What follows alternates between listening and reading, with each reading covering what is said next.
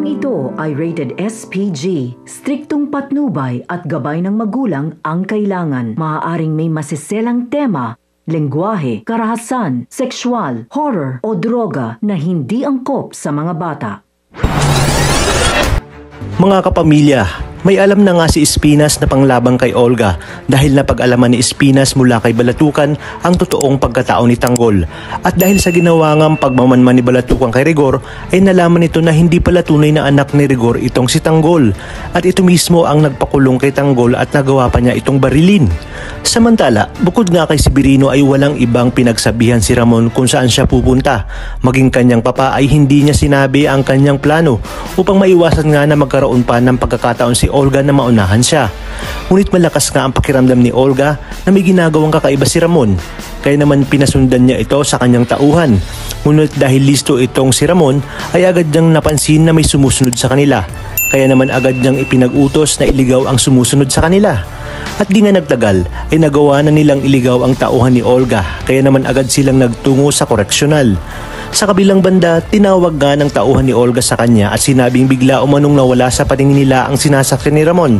Kaya naman dito lalong uminit ang ulo ni Olga dahil batid niya nga na may ginagawa itong si Ramon at inililihim sa kanya. Samantala nakita nga ni David si Ramon na nagmamadaling umalis at suspetsa nga ni David ay pupuntahan ni Ramon ang lugar kung saan ang lungga ni Mokang. Ngunit kampante nga si Olga sa ganoong usapan dahil alam niya nga napatay na si Mokang. Kaya kahit ano pa man umanong paghahanap na gawin ni Ramon ay hindi niya na makikita pa itong si Mokang. Maya-maya pa sinabi na nga ni Balatukan kay Espinas na may isang tao na may gustong ipagawa sa kanila.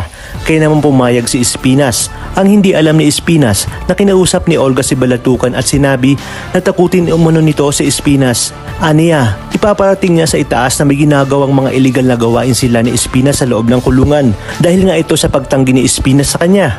Ngunit buong akala ni Olga ay walang hawak na alas itong si Espinas laban sa kanya. Sa pagharap nga ni Espinas at Olga ay diretsahan niyang sinabi ni Espinas kay Olga na alam niya umano ang totoong pagkatao ni Tanggol at kung bakit niya gustong tapusin ang buhay ni Tanggol. Hindi inaasahan ni Olga ang mga sinabi ni Espinas, bagay nga na kanyang ikinabigla. Dagdag pa ni Espinas na anumang oras ay pwede niyang sabihin kay Tanggol ang buong pagkatao nito. Hindi nga alam ni Olga kung saan nakuha ni Espinas ang mga impormasyong yun. Kaya naman nangangamba siya na baka sabihin ni Espinas kay Ramon ang buong katotohanan lalo pat dati na ring nakulong itong si Ramon. Kaya naman mga kapamilya, pakaabangan natin ang mga susunod na kaganapan dito lang sa pambansang teleserye ng Sambayanan, ang FPJ's Batang Quiapo.